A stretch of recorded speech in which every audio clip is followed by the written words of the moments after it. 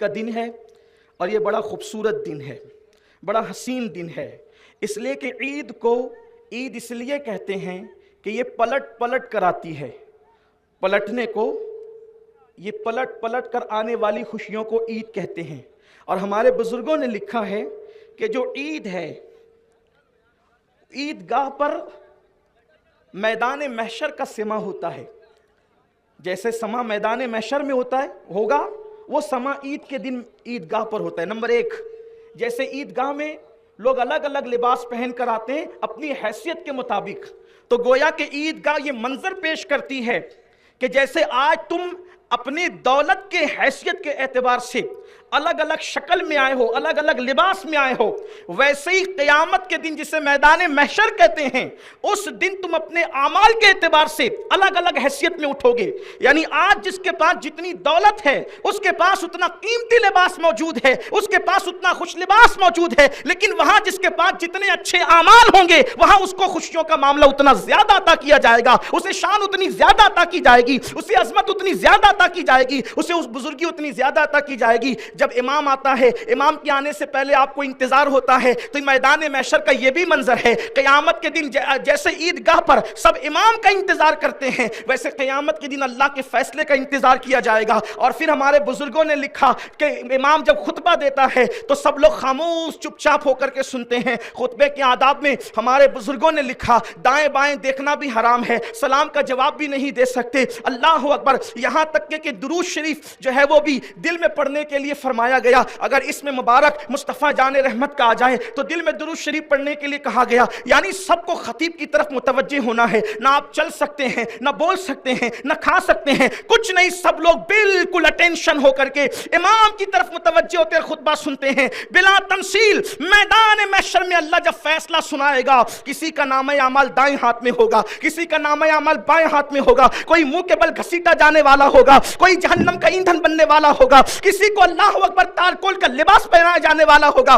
جس طریقے سے خطیب کو سب چپ چاپ سنتے ہیں، خدائے وحدہ لا شریک جب فیصلے فرمائے گا، اس وقت لوگوں کی خاموشی کا عالم یہی ہوگا۔ میں اور آپ کیا، ہم جیسے گنہگار اور پاپی کیا، قرآن معصوم لوگوں کے لیے کہتا ہے یوم یقوم الروح والملائکہ صفا لا یتکلمون الا من اذن، کہ اس دن تو جبریل امین بھی سارے فرشتوں کے ساتھ، سب فرشتوں کی صفیں ہوگی اور صف بصف سب فرشتے اللہ کی ہیبت سے کانپیں گے، کسی میں کلام کرنے کی جرت نہیں ہوگی۔ اس دن جبریل بھی جرت نہیں کریں گے کلام کرنے کی، الا من اذن، سوائے اس کو جس کو میرا اللہ اجازت دے گا۔ سب چپ ہوں گے۔ اس وقت اگر کسی کو بولنے کی اجازت ہوگی تو وہ آمنہ کا لال ہوگا۔ الا من اذن، یہ الا من اذن بتا رہا ہے کہ کوئی تو بولے گا اور کسی کی تو سنی جائے گی، اور جب وہ بولیں گے تو حکم ہوگا محبوب آج تمہارے ہی لیے تو ہے، فقط اتنا سبب ہے انعقاد بزم محشر کا کہ ان کی شان محبوبی دکھائی جانے والی ہے۔ آج تو آپ ہی کی سنی جائے گی۔ تو میدان محشر کا سما یہ عیدگاہ پیش کرتا ہے۔ اس کا مطلب عید کی نماز میں آنے والوں، عید پڑھ کر پکچر میں جانے کا پلان نہیں کرنا۔ میدان محشر کا سما جس کو یاد رہے، کیا وہ عید کی نماز کے بعد فلم میں جانے کا پلان کرے گا؟ عید کی نماز میں جسے میدان محشر کا منظر یاد آئے، کیا وہ عید کی نماز کے بعد زنا کے اڈوں پہ جانے کا پلان کرے گا؟ کیا وہ شراب کے اڈوں پہ جانے کا پلان کرے گا؟ کیا وہ عورتوں پہ بد نظری کرنے کا پلان کرے گا؟ کیا معاذ اللہ ثم معاذ اللہ وہ عید کی خوشیوں کی موج مستیوں میں کیا بیویوں کو طلاق دے گا؟ یہاں پر شہر کے بعض سارے لوگ موجود ہیں، یہ ہمارے شہر کا بڑا مسئلہ ہے۔ عید کی چھٹیوں میں جتنی طلاقیں واقع ہوتی ہے، اتنی طلاقیں سال بھر میں کبھی واقع نہیں ہوتی۔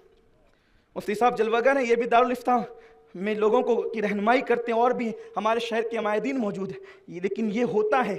سوچے تو صحیح، کہاں خدا بخشش کا پروانہ عطا کر رہا ہے اور کہاں عید کی چھٹیوں میں طلاق کی شرح واقع ہو رہی۔ حیرت یہ ہے کہ پوری دنیا کے مسلمان اس وقت ایک مرثیہ گا رہے ہیں، مسلمانوں پہ ظلم ہو رہا ہے، مسلمانوں پہ ظلم ہو رہا ہے، مسلمانوں پہ ظلم ہو رہا ہے۔ آپ مجھے بتائیں مسلمان کتنے ہیں؟ کسی نے کہا تھا یہ شہادت دہ الفت میں قدم رکھنا ہے، لوگ آسان سمجھتے ہیں مسلمان ہوں۔ آج وہ عید سعید جس میں رسول اللہ صلی اللہ علیہ وآلہ وسلم نے صدقہ فطر کو واجب قرار دیا اور فرمایا غریبوں کو مانگنے سے پہلے غریبوں کی جھولیاں بھر دو. یہ عید ہے. غریبوں کو مانگنے سے پہلے غریبوں کی جھولیاں بھر دو. آج میری قوم جتنے بینروں پر اور ہولڈنگز پہ خرچہ کر رہی ہے، اگر وہ پیسے بچ جائیں تو درجنوں نہیں بلکہ ہزاروں غریبوں کی جھولیاں بھر سکتی ہے. لیکن اس قوم کو تو نام ہی چاہیے. ہم تو نام کے لیے اتنا مر رہے ہیں. اللہ اکبر. حالانکہ مرنے کے بعد سب سے پہلے جو چیز چھینی جائے گی وہ اپنا نام ہی ہوگا. مثال کے طور پہ اگر امین القادری مر جائے تو آج جو امین القادری کو مائک پہ بلاتے ہیں کہ امین القادری آ رہا ہے، لیکن مرنے کے بعد سب سے پہلے اللہ نام چھینتا ہے. جس ہولڈنگز پر نام کے لیے، تصویروں کے لیے غریبوں کو فراموش کر رہے ہو، اگر جلسے وغیرہ ہو ضرورت کے مطابق تو الگ بات ہے، لیکن آج پورا محلہ رنگین ہو گیا تصویروں سے. حیرت کی بات. نام چاہیے. نام ہی نام ہے جو کچھ ہے حقیقت کے سوا، راستہ کچھ بھی نہیں ان کی شریعت کے سوا.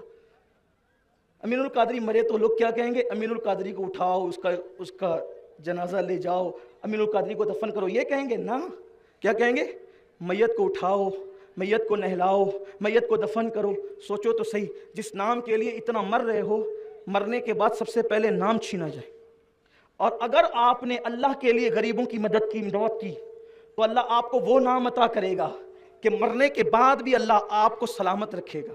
لوگوں کی محفلوں میں سلامت رہو گے، لوگوں کے قلوب و اذہان میں سلامت رہو گے. لیکن حیرت ہے.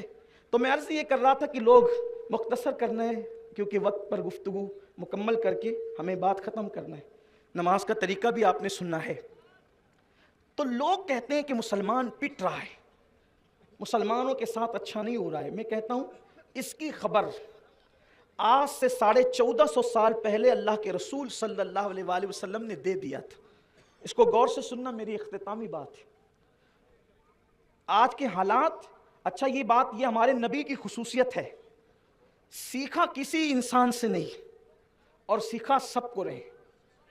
اس لیے کہ ان کا استاد ان کا خدائے وحدہ لا شریک.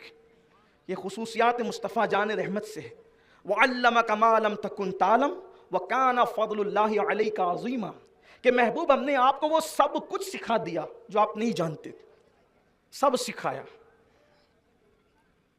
1450 سال پہلے میرے آقا علیہ السلام نے آج کے حالات کا پورا نقشہ پیش کیا. آقا علیہ السلام ارشاد فرماتے ہیں، حدیث پاک کا مفہوم ہے کہ جس طریقے سے بھوکوں کو دسترخوان پر بلایا جاتا ہے اور بھوکا دسترخوان پہ ٹوٹ پڑتا ہے، اسی طریقے سے دنیا کی ساری باطل قوتیں لوگوں کو تمہاری طرف بلائے گی. جیسے لوگوں کو لقموں کو چبانے کے لیے دسترخوان پہ بلاتے ہیں، فلاں تو بھی آ، فلاں تو بھی آ، بلاتے ہیں نا، تو بھی آ تو بھی آ. ایسے تو بھی آ تو بھی آ پوری کائنات کے مخالفین اسلام مسلمانوں کی طرف بلائیں گے، مسلمانوں کو چبانے کے لیے، مٹانے کے لیے، تباہ اور برباد کرنے کے لیے.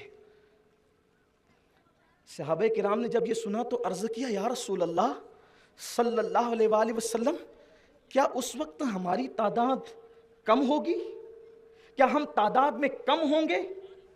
اللہ کے رسول علیہ السلام نے فرمایا، نہیں، تم تعداد میں کم نہیں ہوں گے، تم تعداد میں کم نہیں ہوں گے، بلکہ تمہاری بہت بڑی تعداد ہوگی.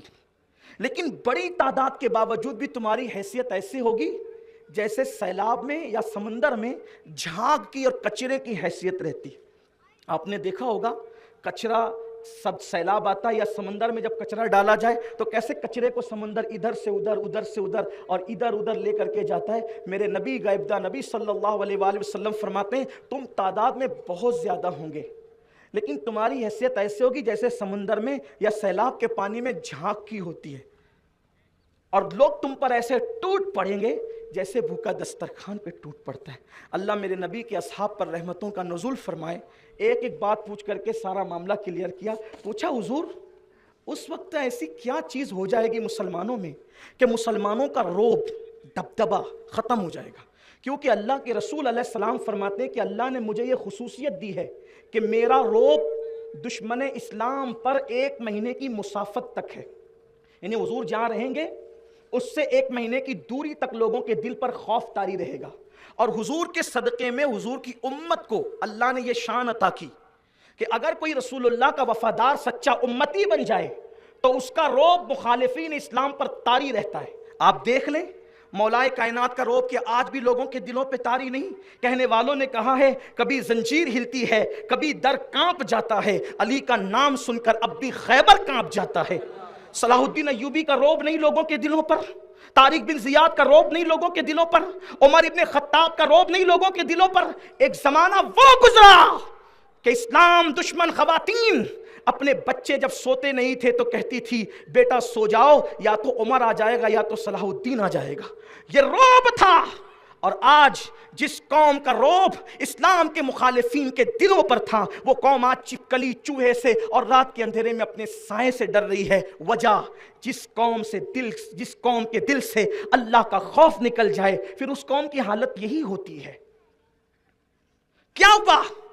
صحابہ نے پوچھا حضور اس امت کی حیثیت ایسی کیوں ہوگی؟ اللہ کے رسول علیہ السلام فرماتے ہیں میری امت میں 2 چیزیں پیدا ہوگی. آقا فرماتے ہیں میری امت میں 2 چیزیں پیدا ہوگی. نمبر 1, بلکہ پہلے فرمایا کہ میری امت وہن کا شکار ہو جائے گی. صحابہ کو فرمایا میری امت وہن کا شکار ہو جائے. پوچھا یا رسول اللہ وہن کیا ہے؟ تو فرمایا 2 چیزوں کا نام وہن ہے, حب الدنیا و کراہیت الموت. جب میری امت دنیا کی محبت اور موت سے نفرت کرے گی اس وقت میری امت کا یہ حال ہوگا کہ لوگ ایسے ٹوٹ پڑیں گے جیسا بھوکا دسترخوان پہ ٹوٹ پڑتا ہے. آج دیکھ لیں کیا ہمارے اندر دنیا کی محبت پیدا نہیں ہو گئی؟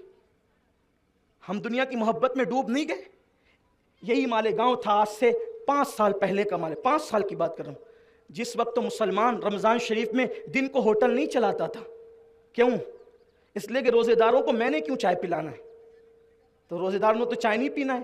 تو کہا کہ پھر ان بدبختوں کو کیوں چائے پلانا ہے جنہوں نے اللہ کا خوف دل سے نکال کر روزے ہی ترک کر دیے, میں نے ان کو کیوں چائے پلانا. وہ میری ہوٹل پر کیوں آئے منحوس قدم لے کر بغیر روزے کی حالت میں کہ میں انہیں چائے پلاؤں. یہ دنیا کی محبت ہے جو کھانے کی ہوٹلیں بھی تم نے شروع کر دی اور چائے کی ہوٹلیں بھی شروع کر دی. یاد رکھنا 1 مہینے میں کتنے کروڑ پتی بن گئے تم, اب 11 مہینے اس کا بھگتان دیکھنا کیا ہوگا. بددعا کے طور پہ نہیں کہہ رہا ہوں, اللہ کی خفیہ تدبیر سے آگاہ کرتے ہوئے کہہ رہا ہوں.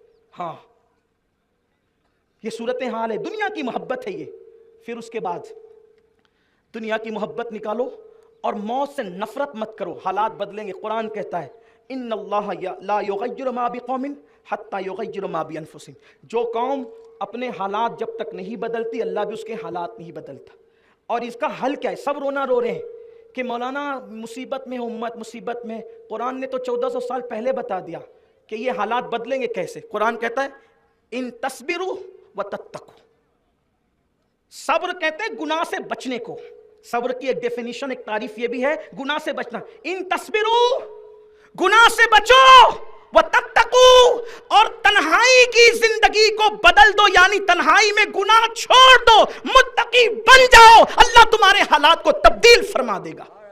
ان تصبروا وتتقوا. سب کے سامنے کھڑے ہو کر کے پانی نہ پینے والوں اپنی تنہائیوں تو دیکھو کہ ہماری تنہائیاں کیسے گزرتی ہے.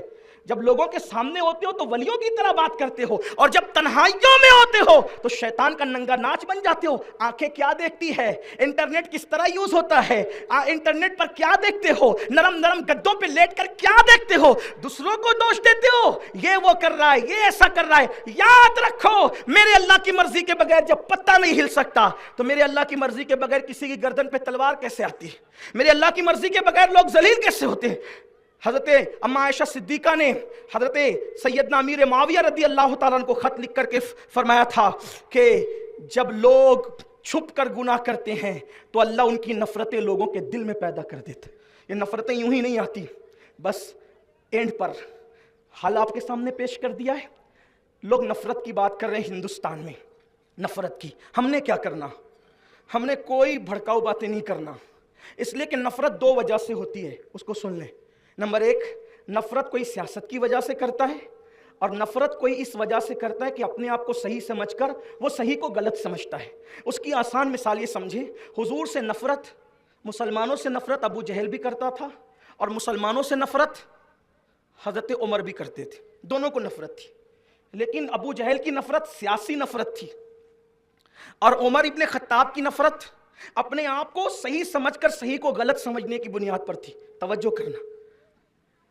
اب ابو جہل کی نفرت سیاسی کیوں تھی؟ اس لیے کہ ابو جہل سے اس کے بیٹے اکرمہ نے پوچھا، ابا یہ آپ چھپ چھپ کر جو محمد سے قرآن سنتے سچائی کیا بتائیں، آخر آپ کو کیا قرآن سننے کی ضرورت ہے؟ ابو جہل نے کہا، بیٹے محمد جو قرآن پڑھتے ہیں نا وہ کسی انسان کا کلام نہیں ہے، وہ کسی غیبی طاقت کا ہے. تو کہا قبول کیوں نہیں کر لیتے بابا؟ تو کہا بیٹا سارے عہدے تو ان کے خاندان میں، ہمارے پاس تو چند ہی عہدے بچے ہیں، اگر کلمہ پڑھ لیں گے تو اقتدار چلا جائے گا. تو یہ نفرت کون سی تھی؟ سیاسی. اس لیے چاند کے ٹکڑے دیکھ کر بھی مسلمان نہیں ہوا، کنکریوں کا کلمہ پڑھتے دیکھ کر بھی مسلمان، کیونکہ سیاسی نفرت تھی، اقتدار کا خطرہ تھا. لیکن عمر ابن خطاب کی جو نفرت تھی، اپنے آپ کو صحیح سمجھ کر صحیح کو غلط سمجھ رہے تھے. تو رسول اللہ نے کیا کیا؟ اخلاق ابو جہل کے سامنے بھی پیش کیا اور اخلاق عمر ابن خطاب کے سامنے بھی پیش کیا. عمر کے پاس تلوار تھی، اپنے آپ کو صحیح سمجھ کر امیر حمزہ رضی اللہ تعالیٰ نے تلوار نکالی، کہا کہ ہم تو تلوار کا جواب تلوار سے دیں گے. میرے آقا نے فرمایا، چچا نہیں، ہم لوگ تلوار کا جواب تلوار سے دینے والے نہیں ہیں، ہم تلوار کا جواب دعاؤں سے دینے والے ہے نا. حضور اٹھ کر کے آئے، اٹھ کر آئے عمر ابن خطاب کا استقبال کرنے کے لیے. اور وہ کیا من موہنی صورت تھی، وہ کیا جلوے تھے. جب حضور نے اپنے اخلاق سے بتایا تو عمر ابن خطاب کلمہ پڑھ کے مسلمان ہو گئے. اگر آج نفرت کی بولی جا رہی ہے تو دو وجہ سے، ایک تو سیاسی اقتدار کی وجہ سے، یا پھر لوگ ہمیں غلط سمجھ رہے ہیں. وہ ان کو غلط فہمی پڑھائی گئی ہے کہ وہ تو تلوار سے پھیلا ہوا مذہب ہے. آپ کو گالی نہیں دینا، آپ نے یہ بتانا ہے وہ مذہب تلوار سے کیسے پھیل سکتا ہے جس کے لیے دشمن کے آنے پر بھی میرے نبی نے چادر بچھائی. لیکن آپ یہ بات کب بتاؤ گے؟ آپ کو تو لیلا مجنو کی داستان سے فرصت نہیں ہے. آپ نے اپنے نبی کی سیرت پڑھی کتنی؟ ہمیں تو یہ بھی نہیں پتا کہ رسول اللہ کی 11 ازواج تھی تو ان کے نام کیا ہے، حضور کی 4 شہزادیاں تھی تو ان کے نام کیا ہے، حضور کے 2 شہزادے تھے تو ان کے نام کیا ہے. ہم کب نبی کی سیرت پیش کریں گے؟ بڑی معذرت کے ساتھ سب کی سیرتوں کو پیش کرنے والوں، اپنے نبی کے عشق کا دعویٰ کر کے ہم نے نبی کی سیرت پہ ظلم کیا ہے. ہم نے سب کی زندگی کو پیش کیا، باپ کی، دادا کی، پردادا کی، لیکن کیا ہم نے رسول اللہ کی سیرت بھی پیش کی؟ خدا کی عزت کی قسم، جس دن صحیح نہج پر ہم نبی کی سیرت کو پیش کریں گے، اگر دنیا مسلمان نہ ہوئی کم سے کم یہ نفرتوں کی بولیاں تو ختم ہو جائے گی دنیا سے. جس دن لوگ رسول اللہ کو، ہمارے نبی کی شان آپ کو بتاؤں، ایک دن ایک نوجوان اپنی ماں کے پھٹے کپڑے دیکھتا ہے. یہ حضور کی سیرت ہے. سیرت کے جلسوں میں بھی اب سیرت بیان نہیں ہوتی، بڑی معذرت کے ساتھ. اور سیرت کے تو جلسے ہی نہیں ہوتے اب تو، الا ماشاءاللہ. اور جو لوگ سیرت کے جلسے کرتے ہیں ان کے یہاں بڑی دل کے اندر کوتاہی ہو گئی ہے، پتہ نہیں کیوں. سیرت الانسان بیان ہوتی ہے، سیرت النبی تو ہاتھ ہی لگاتے لوگ. بہرحال کیا کہنا، عید کا دن ہے، خوشیوں کا دن ہے، کوئی رونے دھونے کی بات نہیں. لیکن ایک جوان اپنی ماں کے پھٹے کپڑے دیکھ کے ماں سے کہتا، امی تیرے بدن کے کپڑے اتنے پھٹ گئے نا، مجھے برداشت نہیں ہوتا کہ تیرا جوان بیٹا تیرا بدن دیکھے. ماں میرا چچا، ماں میں محمد کے پاس جاتا ہوں. بھائی وہ مسلمان نہیں تھا تو وہ تو ایسے ہی بولے گا نا، ہم تو القاب سے بولتے ہیں، ہے نا، ہم تو مزمل، مدثر، طٰہٰ، یاسین، یا رسول اللہ، یا نبی اللہ. بارہ اس کی بھی زبانی نقل کر رہا ہوں، میں محمد کے پاس جاتا ہوں. روحی فدا بول دیا کرو صلی اللہ علیہ وسلم، آقا کا نام ہے تو درود پڑھ لیا. ماں نے بہت کٹر تھی وہ اپنے مذہب میں، نہیں محمد کے پاس جائے گا نا وہ تیرا دین چھین لے گا، کپڑے لے کر کے ہمیں دین نہیں بیچنا.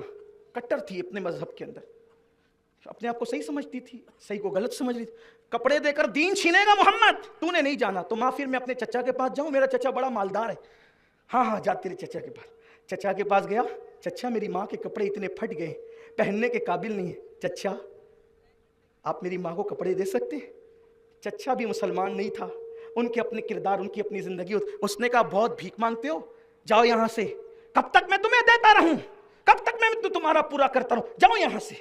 جب چچا سے دل برداشتہ ہوا وہ جوان، ماں سے کہا دیکھا چچا نے ہکال دیا، اب جاؤں محمد کے پاس مانگو کپڑے، کیونکہ تجھے ننگا تو نہیں دیکھ سکتا نا ماں، بیٹا ہوں نا. ماں نے کہا وہ کپڑے دے گا تو ایمان چھین لے گا، تیرا مذہب چھین لے گا. تو وہ نوجوان تھا جذباتی، اس نے کہا ماں میں محمد کے پاس جاؤں گا نا، روحی فدا صلی اللہ علیہ وسلم، میں ایک کنڈیشن رکھ دوں گا، ایک شرط رکھ دوں گا. کہا کیا؟ کہا میں کہہ دوں گا کہ ہم مسلمان نہیں ہوں گے، پھر میں اپنی بات رکھوں گا. اب دیکھو اپنے نبی کی سیرت. حضور کے پاس اس دن ایک ہی چادر تھی، یمنی چادر، یمن سے آئی چادر تھی. حضور اسی کو اوڑھ کر کے مسجد نبوی میں بیٹھے ہوئے تھے. صحابہ کا جمگٹا تھا.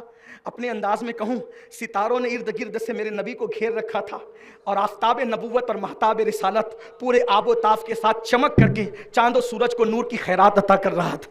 سوچو تو صحیح, اللہ اکبر, کہ کیا وہ منظر ہوگا, کتنا حسین وہ منظر ہوگا جب آمنہ کا لال پورے آب و تاب کے ساتھ جلوگر ہوگا اور صحابہ ستاروں کی طرح جھرمٹ مار رہے ہوں گے. وہ جوان آتا ہے اور کہتا ہے اے محمد روح فدا صلی اللہ علیہ وسلم, میں ایک بات اپنی حاجت لے کر آیا ہوں آپ کے پاس, لیکن اس سے پہلے ایک شرط ہے. حضور نے فرمایا کہو. میں مسلمان نہیں ہوں گا, آپ پہ ایمان نہیں لاؤں گا, اپنا پرانا مذہب نہیں چھوڑوں گا, لیکن ایک حاجت لے کر آیا ہوں, ایک چیز مانگنے آیا ہوں.